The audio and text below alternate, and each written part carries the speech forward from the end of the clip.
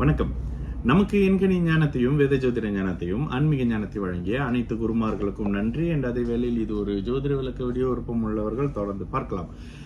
நமது 18VR YouTube channel ரசிகர்களுக்கு, சப்ஸ்கிரைபர்ஸ்க்கு நமது நன்றிகள். சரி, இன்றைக்கு ஒரு வித்தியாசமான ஒரு ஜாதகம். ஓகேங்களா? இந்த ஜாதகம் இந்த ஜாதகருக்கே நம்பிக்கை இல்லாத ஒரு விஷயத்த நான் சொன்னேன். என்ன ஒரு ஆச்சரியம் அப்படின்றத பார்க்கலாம். சரி, ஜாதகத்துல டிசம்பர் 1994, இது பாருங்க, டேட் வேண்டாம், டிசம்பர் 1994 மலேசியாவில் பிறந்த ஜாதகம். சரி, ஜாதகம் போட்டோடனே கன்ஃபார்ம் பண்ணுவோம்ல. கன்ஃபார்ம் பண்ணும்போது எடுத்த உடனே கேட்ட முதல் கேள்வி, ஹெல்த் எப்படி இருக்கு அப்படின்னு. ஹெல்த்தா அப்படின்னாங்க.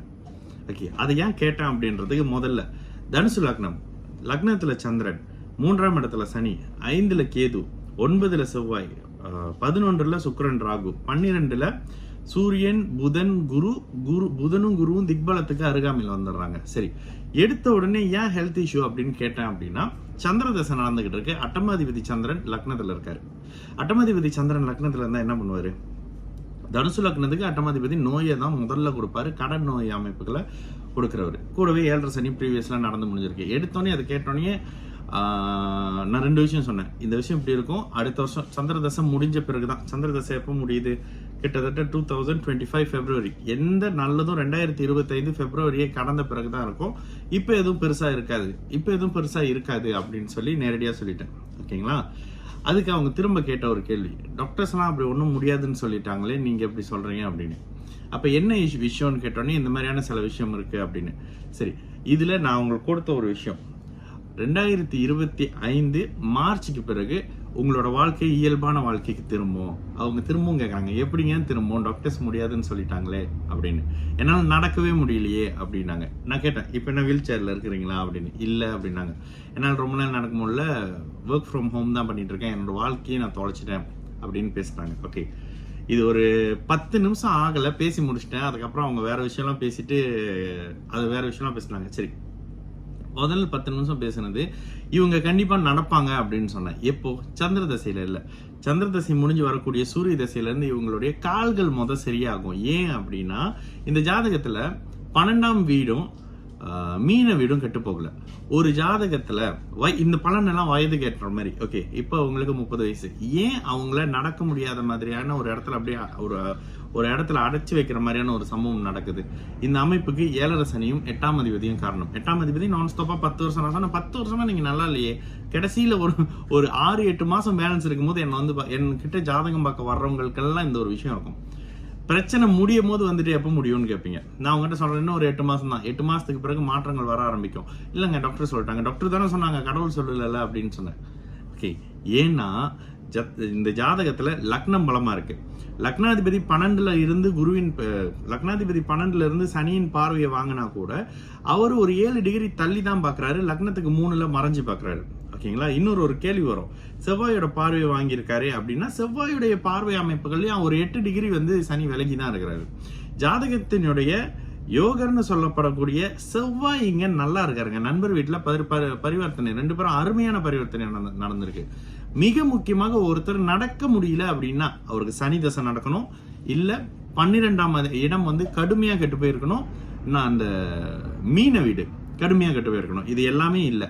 ஆனா அவயோக தசை நான் அவங்ககிட்ட சொன்னேன், ஜென்ம சனி 8ஆம் அதிபதி, இப்படி வாழ்க்கையை திருப்பி போட்டா தானுங்க அவங்களுக்கு மரியாதை. இல்லைன்னா அப்புறம் 8ஆம் அதிபதிக்கும் சனிக்கு என்ன மரியாதைன்னு சிரிச்சாங்க.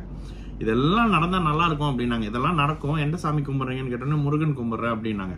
அடுத்த தைப்பூசத்துல இருந்து மாற்றம் நடக்க ஆரம்பிக்கும் அப்படின்னு சொல்லியிருந்தேன். ஏன்னா எனக்கு தெரிஞ்ச தைப்பூசம் பிப்ரவரி 12 நினைக்கிறேன், 11-12 இந்த காலகட்டத்தில் வரும். இவங்களுக்கு தசாபுத்தி முடிஞ்சு சந்திர தசை முடிஞ்சு ஒரு 6-7 நாள்ல வரக்கூடிய தைப்பூசத்துல இருந்து முருகனுக்கு நீங்க கேட்கறது காதுல விழும். அதுக்கப்புறம் மாற்றம் நடக்க ஆரம்பிக்கும். செவ்வாயில முழுமையா குணமடைவீங்க.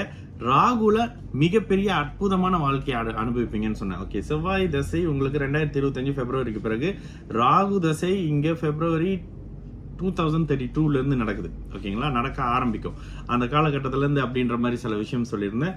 இந்த அமைப்புகள்ல 11ஆம் இடத்துல கிட்டத்தட்ட ஒரு 7-8 டிகிரி சுக்கிரனை கிரகணப்படுத்தின ராகு இவங்களுக்கு நிரந்தர தாம்பத்தியம் திருமணம் மாதிரியான அமைப்புகளை கொடுத்து குழந்தையும் கொடுப்பார் அப்படின்ற விஷயத்த சொல்லியிருந்தேன். ஏன்னா 5-11 அமைப்புகள்ல தொடர்புல இருக்கக்கூடிய ஜாதகம். அவங்களுக்கு நம்பிக்கை இல்லை தான், ஆனா நடந்தா திரும்ப வருவேன் அப்படின்னு சொன்னாங்க. இதெல்லாம் விட ஒரு அந்த ஜோதிடத்தோட ஒரு அற்புதம் என்ன தெரியுங்களா? சரி, நீங்க என்ன படிச்சிருக்கீங்க அப்படின்னு கேட்டேன். இது நான் கெஸ் பண்ணல, எனக்கு பார்க்கும்போது செவ்வாய் தாங்க அப்படின்றது என் மைண்ட்ல இருந்தது.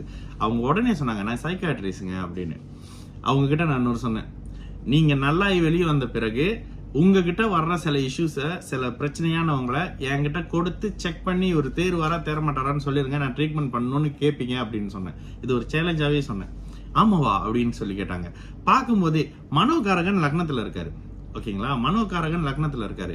இந்த சைக்காட்ரிஸ்ட் மாதிரியான அமைப்புகளுக்கு இன்னொருத்தருடைய மனசை வந்து ரீட் பண்ற ஒரு விஷயம்ன்றதுக்கு சந்திரனும் செவ்வாயும் ரொம்ப முக்கியங்க.